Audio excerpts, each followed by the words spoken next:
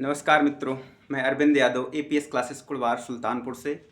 आज हमारी अगली टॉपिक जो है जो उत्सर्जन से संबंधित टॉपिक हम लोग लेकर के चल रहे थे। खासकर क्लास 11th की जो ह्यूमन फिजियोलॉजी चैप्टर है वहाँ से, और टीजीटी, पीजीटी और नीट वाले बच्चों के लिए काफ़ी हेल्पफुल होने वाला है ये वीडियो। जैसे यहाँ से क्वेश्चन काफ़ी ज़्यादा बनते हैं सभी एग्ज़ाम के लिए, तो आज हम बात करने वाले हैं आखिरकार जो एक्सक्रीशन में कौन से प्रोडक्ट किस जीवों द्वारा निकाला जाता है। तो बात होगी आज टाइप्स ऑफ एक्सक्रीशन यानी उत्सर्जन के प्रकार।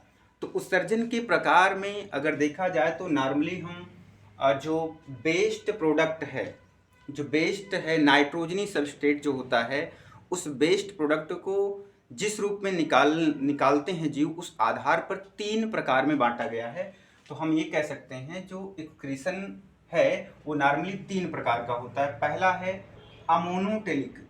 तो आपको ध्यान रखना है कि इसके पहले वाले वीडियो में मैंने आपसे बताया था कि जो नाइट्रोजनी बेस्ड हैं, नाइट्रोजनी बेस्ड वर्ज्य पदार्थ, इसमें से आपको अमोनिया और यूरिया और एक था यूरिक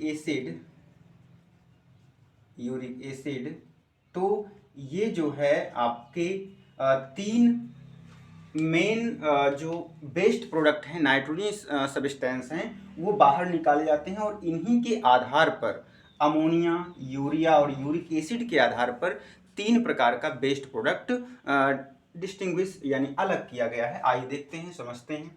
पहला है अमोनोटेलिक, यानी ऐसे जीव जो जल में होते हैं, अर्थात जलीय जीव। अर्थात तो अमोनिया थोड़ा सा हम कहते हैं कि सबसे ज़्यादा विषैला नाइट्रोजनी पदार्थ होता है जो अपशिष्ट के रूप में पाया जाता है। तो इसको निकालने के लिए भाई फिर जाहिर सी बात है कि पानी की मात्रा ज़्यादा होनी चाहिए। तो जो जंतु जल में रहते हैं उनमें ये नाइट्रोजनी सबस्ट्रेट अमोनिया जो है वो बाहर रिलीज किया जाता है। तो हम देख रहे हैं कि प्रोटोजोआ भी जल में रहता है, सिलेंट्रेट भी जल में रहते हैं, और कुछ जलीय आर्थ्रोपोड हैं जैसे प्राण है, मोलस्का में पाइला है, बोनी फिशेस में लिबियो रोहिता है, और टैडपोल जो मेढक का लार्वा होता है, ये भी बिना पानी के सर्वाइव नहीं कर सकता है। तो उसमें जो बेस्ड प्रोडक्ट होते हैं वो अमोनिया ही होता है। तो आप नॉर्मली याद रखेंगे सबसे ज़्यादा विषैला बेस्ड प्रोडक्ट में वो अमोनिया है। और ये किन जीवों में होता है, कौन से जीव इसको निकालते हैं, तो जलीय जंतु में ये चीज़ पाया जाता है, क्योंकि इनको निकालने के लिए अधिक से अधिक जल की आवश्यकता होती है और इनका पीएच मान भी सबसे मतलब बेस्ट प्रोडक्ट में अधिक होता है। तो अब बात करते हैं दूसरे की, यानी यूरियोटेलिक। नाम से कंफर्म है, यूरियोटेलिक यानी यूरिया का उत्सर्जन करने वाले जीव को यूरिकोटेलिक कहते हैं। यानी कि जो जंतु यूरिया का NH2CO का उत्सर्जन करते हैं उन्हें यूरियोटेलिक कहा जाता है। तो जैसे आपके सामने मनुष्य है, कंगारू है, ऊंट है, सील है, व्हेल है, और टोड जो कि एक मेढक की दूसरी प्रजाति है जो हमारे घर गांव में पाई जाती है। उसकी जो त्वचा होती है वो थोड़ा सा चिम्मड़ होती है, खुरदरी होती है, सूखी हुई होती है।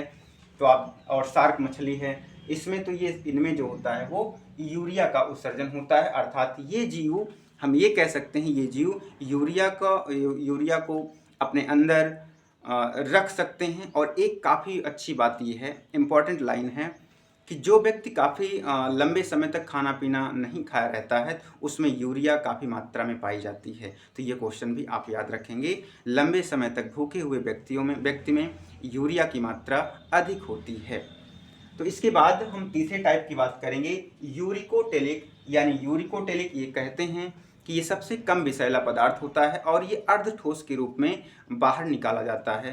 तो ये जैसे पक्षियों में, कीटों में और कुछ सरीसृपों में भी ये चीज़ें पाई जाती हैं। और ये जो बेस्ड है यूरिक एसिड, ये जीवों के मैलपिजन ट्यूब्यूल्स और लीवर में बनता है। ये भी ध्यान रखेंगे कि जो यूरिकोटेलिक है ये अर्थात यूरिक एसिड जो बेस्ड के रूप में निकलता है, तो ये यकृत में और उसके बाद मैलपिजियन ट्यूब्यूल में इसका निर्माण होता है। और यह बेस्ड जो है अर्ध ठोस के रूप में, जैसे आप समझ सकते हैं, जैसे आप टूथब्रश जो होता है, आप मंजन उसको निकालते हैं तो ट्यूब में से, तो उस तरह से ये बेस्ड प्रोडक्ट के रूप में बाहर निकाला जाता है चिड़ियों में, कीटों में और कुछ सरीसृप में। तो ये हमारे सामने आप देख पा रहे हैं एग्जाम्पल के रूप में। और सबसे ज़रूरी बात है, कभी कभी फार्मूला अगर आपसे पूछ लिया जाए भाई कि आखिरकार अमोनिया जो बेस्ड प्रोडक्ट है उसका फार्मूला NH3 और जो यूरिया बेस्ड प्रोडक्ट है उसका फार्मूला NH2CO NH2 है।